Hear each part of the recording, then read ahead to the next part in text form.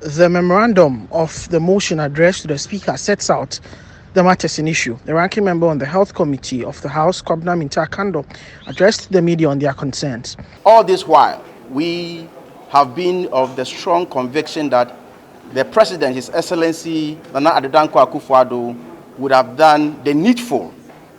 From all indications, it looks as though the President hasn't heard anything and he hasn't seen anything.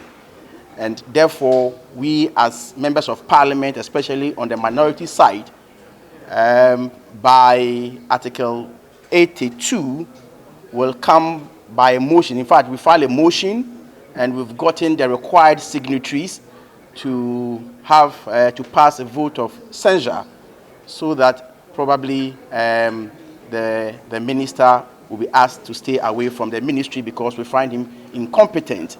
I mean, serious indictments were leveled against him per the report, and some of which includes the fact that the transaction between the state and Ahmed Al Maktoum was of international nature, and he ought to have come to Parliament for prior approval. It is clearly captured in the report. Again, the procurement of Sputnik V, he was also supposed to have the prior approval of the Board of the Public Procurement Act. He didn't do so, contrary to sections 40 and 41. He didn't do so. As you also remember, those of you who followed the committee, the ad hoc committee, it was also established that the ex-factory price of the vaccine was less than $10, and the state had to buy it at $19 per dose. That was dishonesty.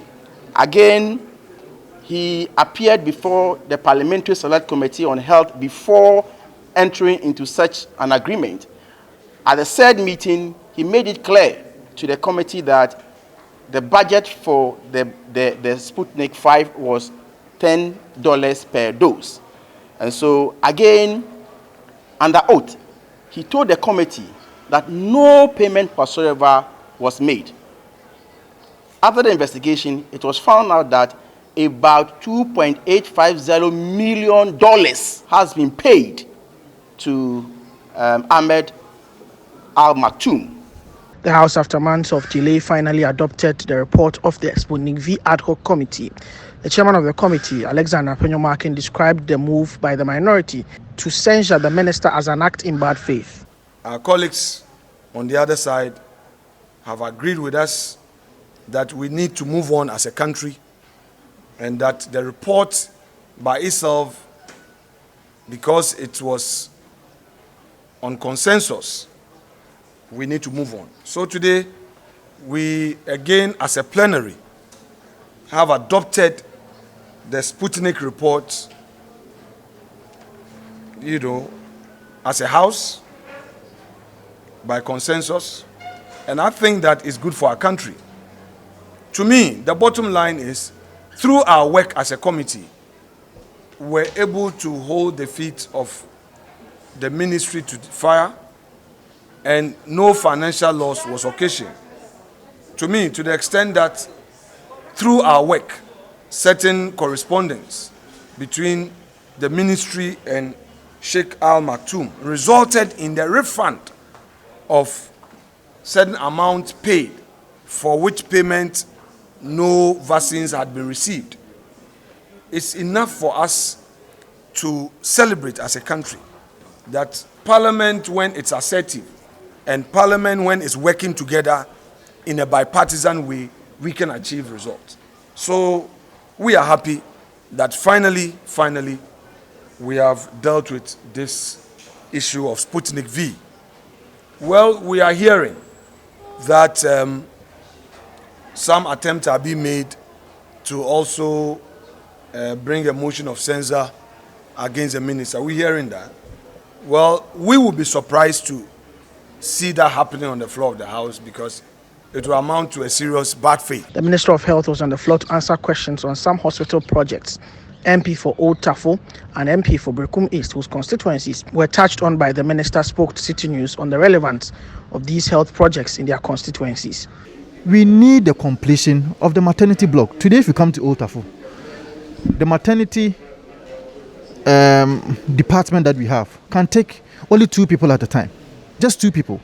So when you visit there, and any time that I have the opportunity to visit the Old Tafo Government Hospital, you see a lot of women who have delivered and are being put outside the hospital, and that is very sad. It's something that when I see, I get worried, I get very troubled. So I am hoping that in the next few years we should be able to finish with the construction of the Old Tafo Government Hospital. The contractor had vacated post. He wasn't at site. He wasn't doing anything. Minister gave reason. He attached reason that he nearly abrogated the contract because looking at the pace the contractor was moving, he wasn't satisfied with that.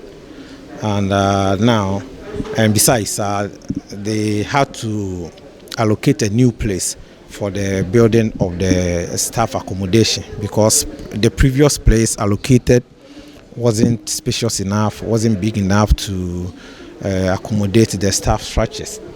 But now a new allocation has been made and they are moving it together with the clinical facility.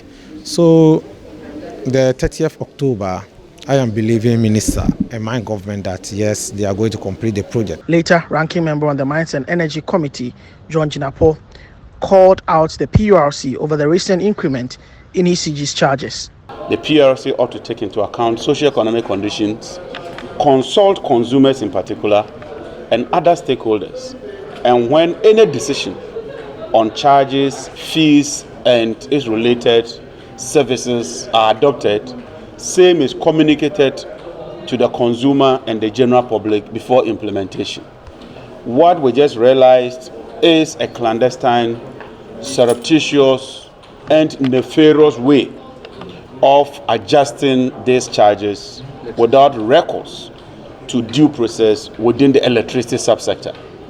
And so what the minority is calling on the PURC to do is to, with immediate effect, suspend these price hikes and resort to due process and ensure that the right thing is done.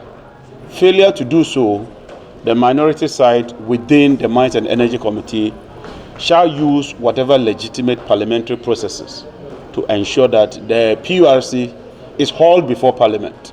So when many are aware of the view that the issues surrounding Sputnik V was over, it has been resurrected today via a motion for a vote of censure on the Minister of Health for his role in that botched deal or transaction. Reporting for City News from Parliament, my name is Duke Mensopoko.